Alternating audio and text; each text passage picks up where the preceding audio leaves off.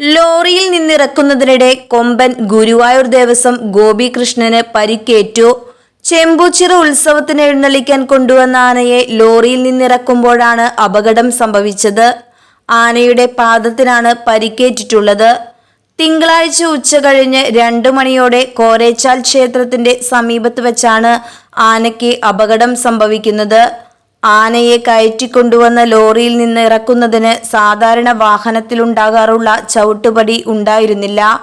അതിനാൽ തന്നെ റോഡരികിലുള്ള പറമ്പിലെ അരമതിലിനോട് ചേർന്ന് വണ്ടി നിർത്തി മതിൽ ചവിട്ടുപടിയാക്കിയാണ് ആനയെ ഇറക്കിയത്. ആന പിൻകാൽ വെച്ചതും അധികം ബലമില്ലാതിരുന്ന മതിൽ ഇടിഞ്ഞു വീണു. ഇതോടെ ആന മതിലിനോട് ചേർന്ന് പിൻഭാഗം കുത്തിയിരുന്നു. ആന ലോറിയുടെ അടിയിലേക്ക് നിരങ്ങിയിറങ്ങുകയും ചെയ്തു.